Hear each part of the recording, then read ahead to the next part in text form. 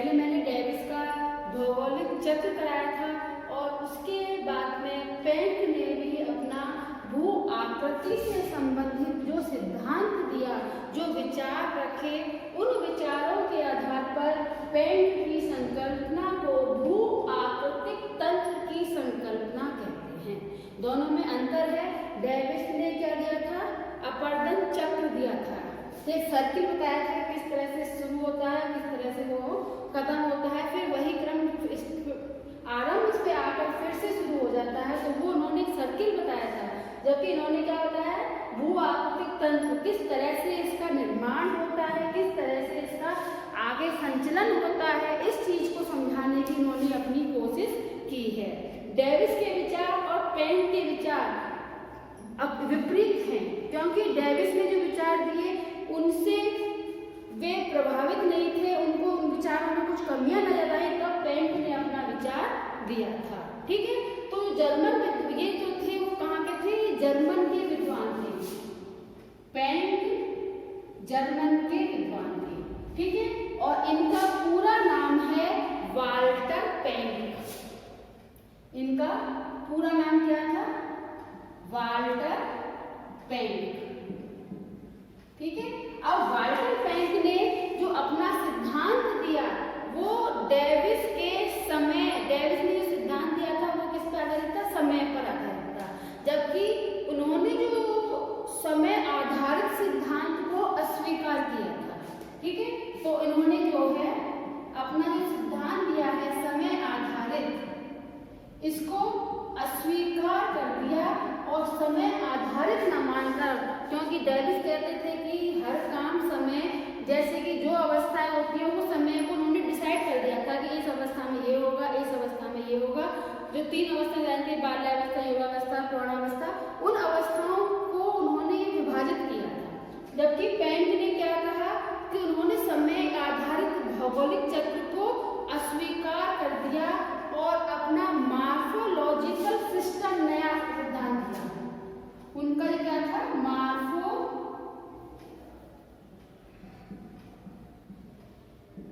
Morphological system. उन्होंने जो अपना विचार दिया वो किस पर दिया था? मॉर्फोलॉजिकल सिस्टम, यानी उनका जो मॉडल का प्रतिपादन था, इसको हम कह सकते हैं मॉडल है उनका। तो उन्होंने जो अपना मॉडल का प्रतिपादन किया था वो किया था मॉर्फोलॉजिकल सिस्टम। इसको मॉर्फोलॉजिकल एनालिसिस भी कहते हैं। इसका दूसरा नाम है मॉर्फोलॉजिकल एनालिसिस। ठीक है, इस आधार पर उन्होंने भी अपने विचार रखे। इन दोनों का नाम एक ही है, या तो लगा दिया, क्योंकि इन दोनों का जो बात है वो लगभग एक ही है और इसीलिए इसको मॉर्फोलॉजिकल सिस्टम या मॉर्फोलॉजिकल एनालिसिस नाम दिया। ठीक है, अब उनका जो सिद्धांत था डेविस का वो किस पर आधारित था? पेंट, जो समय पर आधारित था, जबकि इनका किस पे आधारित है? इनका धरातलीय संरचना पर। ठीक है, उन्होंने अपनी इस बात को रखने के लिए बहिर्जात प्रक्रम और आकृतिक विशेषताओं को ध्यान रखा।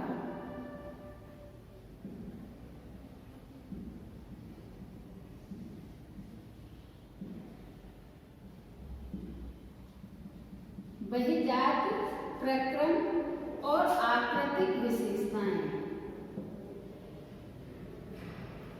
इस आधार पर उन्होंने अपने विचार रखे। क्यों? अब देखो बहिर्जात प्रक्रम शब्द क्यों लिया? जैसे कि मैंने डेविस के विचार में कहा था कि डेविस का सिद्धांत है वो उन्होंने क्या कहा? संरचना, प्रक्रम और अवस्था 3 स्टेज बताई थी। इन्होंने संरचना और प्रक्रम और अवस्था, इन तीनों की जगह पर बहिर्जात प्रक्रम यानी संरचना को भी बाहरी तत्व प्रभावित करते हैं। जैसे कि मैंने पुरानी वीडियो में तुम्हें नदी के कार्य कराए थे। ठीक है, अब वो नदी के जो कार्य कराए थे उनमें बाहरी संरचना का इफेक्ट होता है, यानी बहिर्जात प्रक्रम, बाहर से क्या क्रम चल रहा है, टेम्परेचर में अचानक अगर वृद्धि हो जाए, टेम्परेचर अगर कम हो जाए, इससे जल के स्रोत प्रभावित होते हैं बहिर्जात प्रक्रम में भी अंतर आता है। ठीक है, और आकृतिक विशेषताओं में सिर्फ संरचना ही आएगी कि सेल संरचना कैसी है, और उस संरचना के आधार पर उन्होंने अपने कारणों की कल्पना की। ठीक है, आकृतिक विशेषताएं और धरातलीय संचलन, एक शब्द और आएगा, धरातलीय संचलन। इस आधार पर उन्होंने अपने विचार रखे और इस प्रक्रम के आधार पर उन्होंने अपनी विशेषताओं को बताया। ठीक है, अब इन सबके आधार पर उन्होंने अपनी एक कल्पना की है। इन सबके आधार पर क्या की है? कल्पना। कल्पना क्यों की शब्द है? क्योंकि हर चीज को हम पहले विचार रखते हैं उसके बाद में, तो उन्होंने अपना भू आकृतिक तंत्र की जो कल्पना है वो किस आधार पर दी है? बहिर्जात प्रक्रम, आकृतिक विशेषताएं और धरातलीय चक्र। ठीक है, अब उन्होंने जो पेंक ने जो है डेविस के जो चक्रीय संकल्पना है उसको नकार दिया। क्यों नकार दिया? क्योंकि उन्होंने जो अवस्था बताई वो ऐसा हो ही नहीं सकता है कि एक अगर आरंभ हो तो लास्ट तक वो अंत तक पहुंचे। मैंने है ना डेविस और पेंक की आलोचना नहीं बताई।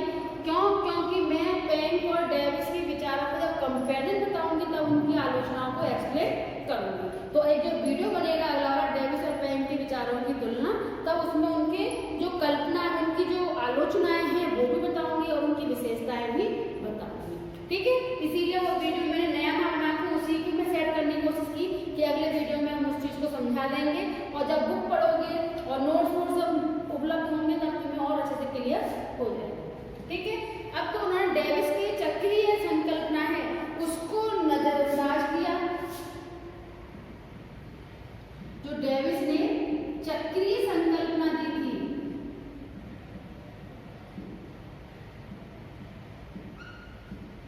इसको नजरअंदाज कर दिया। ठीक है, और नजरअंदाज करके इस संकल्पना के स्थान पर एंट्विकलुम शब्द का नाम लिया। यानी अवस्था के अंदर जो उन्होंने संकल्पना में एक नजरअंदाज किया, साथ में उन्होंने जो डेविस ने एक शब्द इस्तेमाल किया, अवस्था। ठीक है, तो उस अवस्था के स्थान पर पेंक ने क्या इस्तेमाल किया?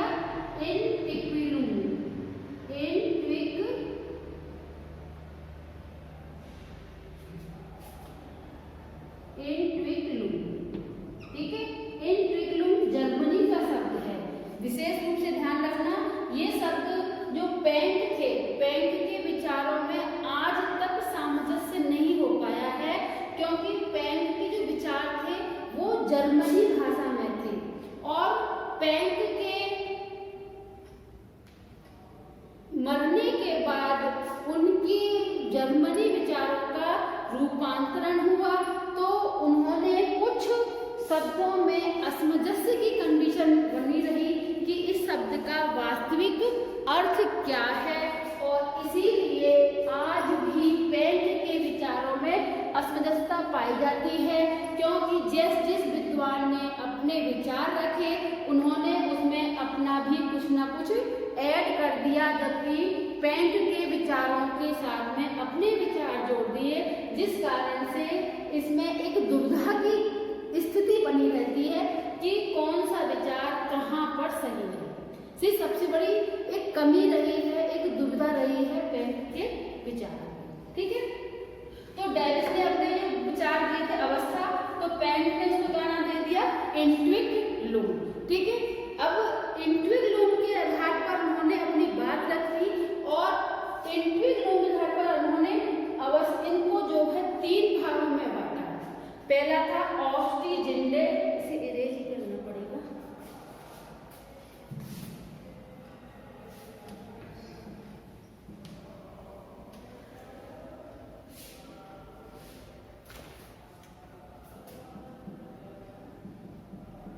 पहला शब्द क्या था? उन्होंने ऑस्ट्रीजिंडे एंट्विकलुम।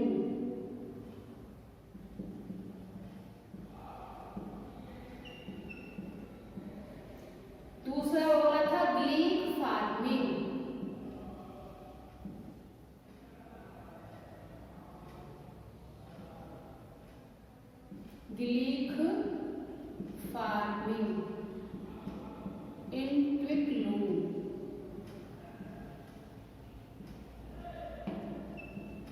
ठीक है, और तीसरा बोला था यहाँ है ऑब्स्टिजिंडे, उसमें बोला था ऑब्स्टिजिंडे। बस इतना सा अंतर है, ऑब्स्टी यहाँ फा की जगह बा इस्तेमाल होगा। ठीक है, ऑब्स्टिजिंडे इन क्विक लूम।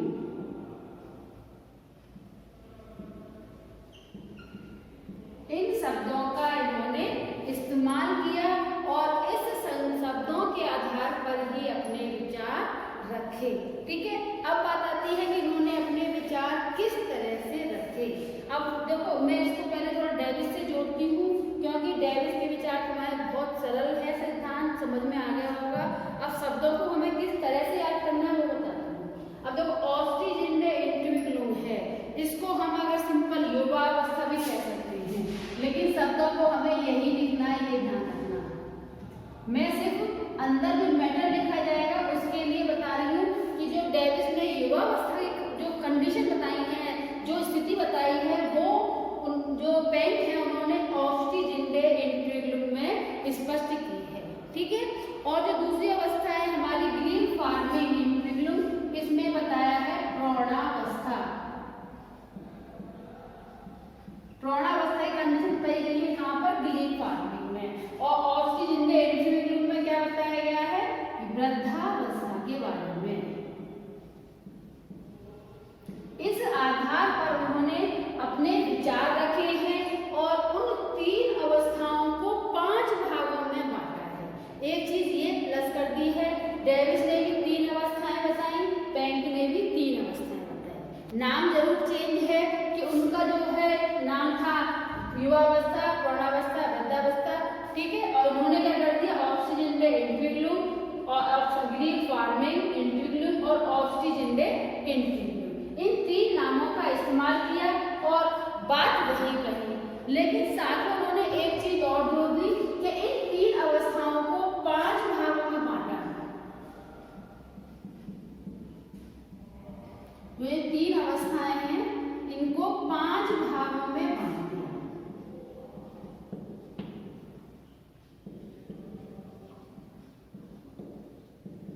ठीक है, अब इन 5 भागों में जो अवस्थाएं बताई वो सिंपल बताई, प्रथम अवस्था, द्वितीय अवस्था, इस तरह से बताई। प्रथम अवस्था, द्वितीय अवस्था, तृतीय, चतुर्थ और पंचम। ठीक है, अब मैं इन तीनों सब अवस्थाओं के बारे में बताती हूँ और किस तरह से उन्होंने जो इसको एक्सप्लेन किया है वो समझाती हूँ। ठीक है, तो अब उन्होंने पहली अवस्था क्या रही, ऑब्स्टिजिंडे इन क्विक लूम। ऑब्स्टिजिंडे इन क्विक लूम उन्होंने कहा कि उत्थान की गति तीव्र होती है। अब मैं से सिर्फ बोल के काम चला दूँ। ठीक है, साइड से लिख देंगे, चलो। उत्थान तीव्र और अपरदन न्यूनतम। ये शब्द क्यों इस्तेमाल किए, क्योंकि उस समय पर जब ऑब्स्टिजिंडे इन क्विक लूम युवावस्था बताई गई है, उस समय पर उत्थान तीव्र होता है। क्यों, क्योंकि युवावस्था के कंडीशन में याद कर लो, उन्होंने बैंक ने कहा था जो है उत्थान होता है, अपरदन नहीं होता। डेविस ने जो विचार थे वो उत्थान होता है, अपरदन नहीं होता। बैंक ने इसको नकार दिया था, क्योंकि उन्होंने ये कहा था कि प्रकृति इंतजार नहीं करती है कि कोई चीज पूरी तरह से बने तभी मैं उसे नष्ट करना शुरू करूं। ठीक है, क्योंकि नॉर्मल सही सामान्य बात है कि अगर हम ये कहें कि पहले कोई सी चीज का निर्माण हो, प्रकृति पहले रुकी रहेगी कि भाई यहाँ पे अभी हमें कुछ काम नहीं करना, ये निर्माण कार्य चल रहा है और जब काम इनका पूरा हो जाएगा तब हम इसको तोड़ने का काम शुरू करेंगे। ऐसा होता नहीं है। हकीकत यही है कि जैसे ही निर्माण कार्य शुरू होता है उसमें अपरदन की क्रिया शुरू हो जाती है। लेकिन हाँ, इतना है कि अपरदन की क्रिया की जो गति है उसमें बहुत अंतर पाया जाता है। क्यों, क्योंकि जो नवीन संरचना होती है या निर्माण कार्य की नवीनतम स्थिति जो होती है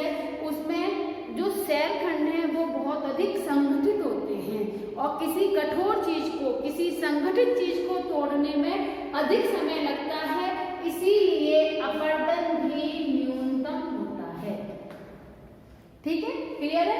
उत्थान तीव्र होता है, अपरदन न्यूनतम होता है।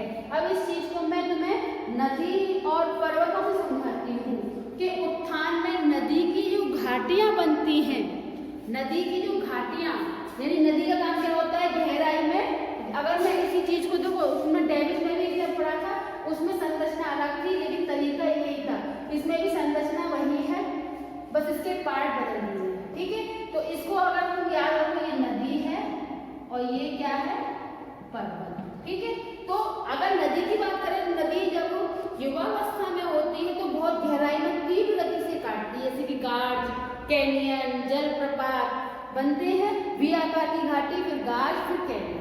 ठीक है, तो वो क्या है कि उसकी उत्थान की, यानी कि उसमें नदियों में उत्थान कहाँ हो रहा है, गहराई में, पर्वतों में उत्थान कहाँ होता है, ऊंचाई में। तो यही चीज यहाँ है कि उत्थान तीव्र होता है, दोनों ही जगह तीव्र होता है, एक गहराई में काटती है और एक ऊंचाई में। ठीक है, जबकि अपरदन न्यूनतम, क्यों? क्योंकि नई संरचना है, इस कारण से अपरदन भी न्यूनतम रहता है।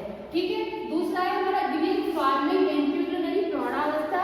उन्होंने पेंक ने जो कहा है, उसमें ये कहा है कि इस अवस्था में उत्थान की गति तो तीव्र होती है, पार्श्वभाग तीव्र होते हैं, सीधे पाए जाते हैं, उच्चावचन लेकिन स्थिर हो जाता है। यानी उत्थान, इसमें भी क्या है, उत्थान कैसा हो रहा है हमारा, तीव्र। ठीक है, और जो ढाल होती है वो, क्योंकि पेंट ने एक ढाल सिद्धांत भी दिया है, तो अपने ढाल के विचार हैं उनको भी यहाँ पर डाल दिया है। तो उस आधार पर उन्होंने कहा है कि उत्थान तीव्र होता है और तीव्र पार्श्व, यानी किनारा, पार्श्व का मतलब होता है किनारा, तीव्र पार्श्वभाग। ठीक है, लेकिन अपरदन भी आरंभ हो चुका होता है। ठीक है, अपरदन आरंभ हो चुका है, उत्थान भी हो रहा है, अपरदन भी हो रहा है। तो सेल संरचना कैसी पाई जाती है, ना तो उनका विकास होता है, ना ही वो नष्ट होती है, यानी कि उच्चावच कैसा हो जाता है, स्थिर। उच्चावच स्थिर, उच्चावच का मतलब होता है ऊंचाई नीचाई, उच्चावचन ऊपर और नीचे की संरचना। तो उत्थान भी तीव्र होता है और तीव्र पाठढाल होते हैं, अपरदन कार्य भी अधिक होता है, जिस कारण से उच्चावच अपरदन भी अधिक कंफ्यूजन हो। ठीक है, अपरदन भी अधिक, जिस कारण से उच्चावच कैसे जाते हैं, स्थिर पाए जाते हैं। और तीसरी अवस्था जो है ऑक्सीजन रे इंटीग्रल, इसके अंतर्गत उत्थान समाप्त हो जाता है और अपरदन की दर तीव्र हो जाती है। अब मैं इसको कहाँ लिखूंगा, इसको नीचे लिख रही हूँ। ठीक है, यह ठीक है, इसमें क्या हो रहा है, उत्थान समाप्त, क्यों? क्योंकि वृद्धावस्था आ चुकी है, निर्माण कार्य खत्म, अपरदन जीर्ण अवस्था है, तो अपरदन भी अधिक होगा, अपरदन भी अधिक हो रहा है, जिस कारण से क्या हो रहा है, ये धीरे धीरे कैसा बन जाएगा, क्षैतिज अपरदन सक्रिय हो जाता है और एक तरह से मैदान एंड्रम्स का निर्माण शुरू हो जाता है। एक शब्द आता है एंड्रम्स, ये शब्द इस्तेमाल अभी डायग्राम में कवर करूंगी। तो एंड्रम्स का स्थान जो आरंभ हो जाता है उसे बोलते हैं एंड्रम्स, बनने लगते हैं, नुकीली पहाड़ियों का निर्माण हो जाता है। ठीक है, अब उन्होंने इन तीन अवस्थाओं को, मैं इन तीन अवस्थाओं को विदेश कर रही हूँ। अब मैं इन 5 अवस्थाओं के बारे में बताऊंगी, उसके बाद में फिर मैं तुम्हें इन डायग्रामों को समझाऊंगी, जिससे कि तुम्हारे दिमाग में अच्छे से सेट हो जाए कि क्या है ये। ठीक है, अब उन्होंने, मैंने कहा 3 भागों में बांटा, उन तीनों भागों को 5 अवस्थाओं में बांट दिया।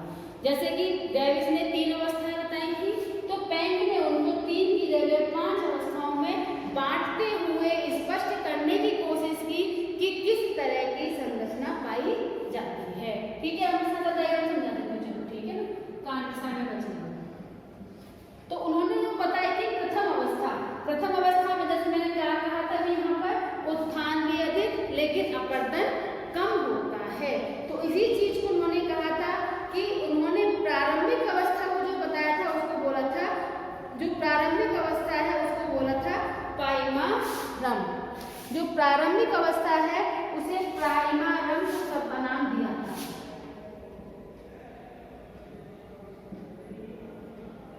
प्राइमरम, देखो ये चीजें कंपटीशन में बहुत आती है कि क्या नाम दिया गया था, इन नामों को जरूर याद रखना। इसने जो सब वो बात करो, प्राइमरम शब्द क्यों इस्तेमाल किया था, क्योंकि जब कोई चीज निर्माण कार्य आरंभ हुआ उस समय पर जो अवस्था पाई गई वो थी प्राइमरम। उन्होंने ये नाम दिया है वो बता दिया, ठीक है। इसको उन्होंने प्राइमरम से स्टार्टिंग माना और ये कहा कि पहले एक सिंपल मैदानी क्षेत्र था जिसको उन्होंने प्राइमरम किया कहा, ठीक है। अब उन्होंने क्या कहा, उत्थान आरंभ, जैसे मैं यहाँ पर लिख दूं प्राइमरम, ठीक है। अब प्राइमरम के बाद में क्या होगा, सबसे पहले उत्थान शुरू होगा। उत्थान के शुरू होने के बाद में उत्थान आरंभ हो रहा है, लेकिन अपवर्तन कार्य भी आरंभ, ठीक है। मैं ये लिख रही हूं जिससे कि तुम्हारे समझ में आए। उत्थान और अपवर्तन, देखो अब देखो इसमें ढाल कैसा है, तीव्र है, यानी कि उत्थान कैसा हो रहा होगा, अधिक, ठीक है। तो यहां लिख रही हूं पहली अवस्था, उत्थान अधिक, अपवर्तन न्यूनतम।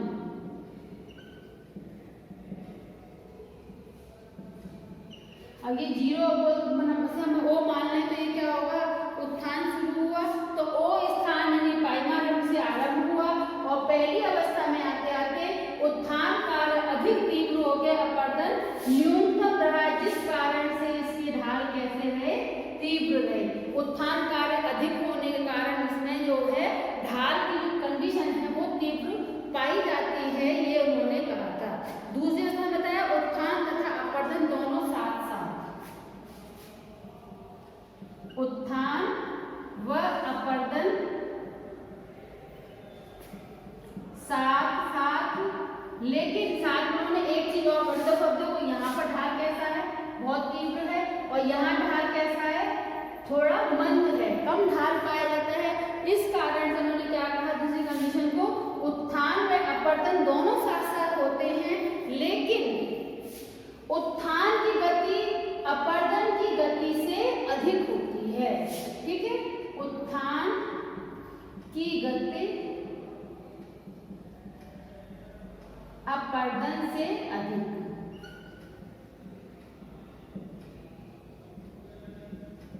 ये बात उन्होंने कही कि पहली अवस्था में उत्थान अधिक होता है और अपवर्तन न्यूनतम होता है, जिस कारण से, अब देखो तुम इसमें बहुत कुछ जोड़ सकते हो, शॉर्ट में बताऊंगी तो ये बहुत लंबा हो जाएगा ये वीडियो।